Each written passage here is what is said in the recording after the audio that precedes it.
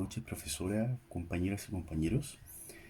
Antes de comenzar mi intervención, me gustaría pedir disculpas por mi tardía intervención al foro. Esto se debe principalmente a que fui diagnosticado con COVID oficialmente el día de ayer, pero ya estaba con síntomas hace bastantes días y bueno, ya me encuentro mejor. Lo único terrible fue el dolor de cabeza principalmente. En fin, pedirle disculpas. Me gustaría comenzar comentando que la temática de la unidad que yo elegí es el vínculo familia-escuela. Lo elegí porque me parece que es el que de alguna u otra forma engloba todas las demás temáticas. Para partir, me gustaría comentarles que yo hice este organizador gráfico para organizar, para gestionar mi proceso de aprendizaje. Quería mostrarlo en una segunda pantalla para ir mostrando el paso a paso de mi proceso, pero no pude hacerlo. En fin, igual me voy a apoyar a través de él. Esto en función de hacer uso de los recursos de aprendizaje que yo poseo en base a mi estilo de aprendizaje, que es más visual. Eh, bueno, primero, ¿qué es la relación, perdón, familia-escuela? Es un vínculo que se genera entre la familia y la escuela con la finalidad de apoyar y promover los aprendizajes y el desarrollo integral de los estudiantes. Acá el concepto clave que yo destaqué en mi organizador es la palabra colaborativo. Este vínculo se tiene que dar en un contexto de flujo de retribuciones entre la escuela y la familia para que se lleve a cabo de manera exitosa. Ahora bien, ¿qué se entiende por familia cuando hablamos de familia? Según el antropólogo Levi-Strauss, él plantea que es un grupo organizado por una madre, un padre, exclusivamente por una madre, un padre, hijos, mm, eh, organizado, que sigue ciertos patrones. En la actualidad este concepto ya no resulta del todo contextualizado porque sabemos que hoy día nuestras familias, y particularmente las familias en el contexto escolar, son muy diversas. En ese sentido, las familias ya no se definen por su estructura, sino más bien por sus funciones. Eh, las funciones de las familias actuales, o para considerar una familia de la actualidad, son la función socializadora, que es una función, al igual que todas las demás, compartidas entre la escuela y la familia. Esta función comienza desde que el niño nace, primero por la familia y posteriormente por la escuela. Esto porque la escuela se encarga de llevar a cabo el proceso socializador del niño, porque la escuela funciona en el fondo como un ensayo de la sociedad, donde se aprenden normas, donde se enseña educación cívica o se espera enseñar educación cívica. Otra de las funciones es la función afectiva, puesto que tanto escuela como familia comparten la función de entregar un soporte afectivo hacia el estudiante. La escuela no necesariamente es la primera llamada a cumplir esta función. Sin embargo, sobre todo en contextos vulnerables, muchas veces la escuela se ve llamada a cumplir esta función. A mí, a lo largo del ejercicio de mi profesión como profesor, me ha tocado hacer esto. Particularmente la ocasión que tuve un primero básico, que lo estuve hasta cuarto básico, donde junto a la tía técnico, a la psicóloga del curso también y a la educadora diferencial, nos articulábamos como una especie de familia con nuestros estudiantes que muchas veces no tenían un punto de referencia adulto significativo que promoviera en ellos valores, sino que muchas veces pasaba todo lo contrario. Esos vínculos llegan a ser tan fuertes entre los integrantes de la comunidad educativa que a veces permanecen. Esos estudiantes míos ya están en segundo medio y todavía tengo contacto con ellos, los quiero mucho. Lo digo a modo de ejemplo para que ustedes puedan ver que eso en la práctica se da mucho. Yo creo que a lo mejor algunos de ustedes con sus hijos lo han podido observar y sin duda yo creo que nosotros como futuros psicólogos, los que nos dediquemos al área de educación, lo vamos a ver así. Otra de las funciones que cumplen y que tienen en común la escuela y la familia es la función asistencial.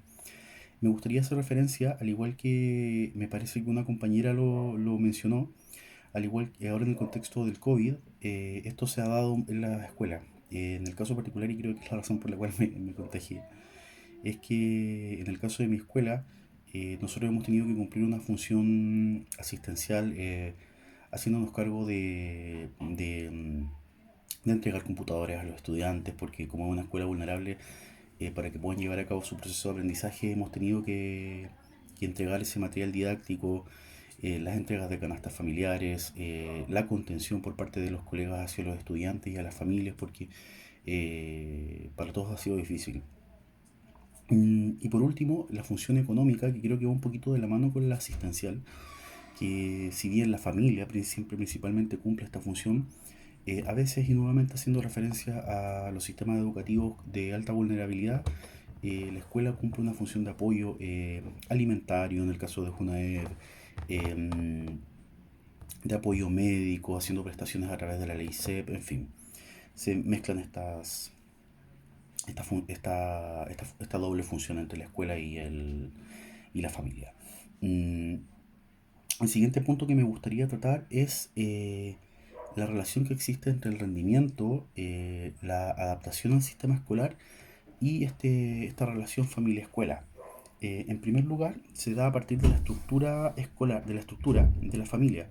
Puede ser una familia, la literatura, según lo que comentaba la profesora en el video, es que una familia estructurada, vale decir mamá, papá, hijos, va a tener quizás mayores facilidades para que el estudiante se adapte a la escuela y tenga un mejor rendimiento. Todo esto en un contexto generalizado no siempre se aplica a la realidad. Hay que ser muy claro en eso.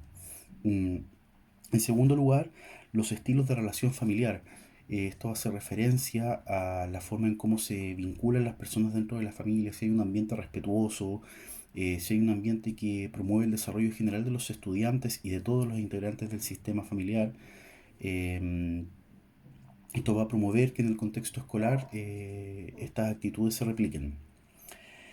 En tercer lugar, las actitudes y conductas de los padres en referencia al aprendizaje de los estudiantes. Me explico. Una familia que valora el trabajo de la escuela y una familia que entiende el valor en sí mismo de la educación, va a ser una familia cuyos hijos, cuyos integrantes van a ver potenciado su desarrollo a partir de esta actitud por parte de los padres. Y por último, que es un punto muy relevante, que a mi juicio me parece muy relevante y que yo lo he podido ver, es la escolaridad, el nivel de escolaridad de los padres. No es una variable definitiva, como dije anteriormente en otro caso, pero sí influye en muchos de los casos, que es la escolaridad de los padres. Mm, Esto porque es muy probable que el capital cultural de una familia que cuenta con un papá, una mamá o ambos, con educación universitaria, por ejemplo, va a poder traspasar dicho capital cultural. Esto se va a ver reflejado en cosas tan cotidianas y simples como las conversaciones que se desarrollan en la familia, el vocabulario que se usa, los temas que se tocan, hasta los recursos de aprendizaje que puede haber en esa casa. Eh, Puede ser una casa con un espacio para estudiar, una casa con un espacio con libros, en fin, que en algunos casos puede estar determinada por el nivel, el capital cultural que tenga la familia, como mencioné anteriormente. Bien, pasando al siguiente punto, que es lo que nos dice la investigación en torno a la familia escuela. Lo primero es con este punto también estoy muy de acuerdo, que la relación colaborativa entre escuela y familia va decayendo con los años. En ese curso que yo les comenté que tuve de primero a cuarto, lo pude ver a la perfección, que es la típica actitud de los padres cuando sus hijos ingresan al sistema escolar. Son muy preocupados, están siempre pendientes, el teléfono del profesor no para de sonar todo el día y eventualmente cuando van pasando los años esa preocupación decae. Eso puede ser negativo, pero a la vez también puede ser positivo en la medida en que los padres van otorgando autonomía, un despliegue de la autonomía a sus hijos, en la medida en que estos van desarrollando habilidades para desenvolverse autónomamente en el sistema escolar. Otra de lo que dice la investigación al respecto es que el nivel socioeconómico de la familia va a generar una tendencia a mejorar las relaciones. Esto puede ser explicado, pienso yo, porque quizás esos apoderados van a tener mejores habilidades comunicativas, van a saber desenvolverse mejor en diferentes contextos, en el caso particular de la escuela, en el contexto de la escuela.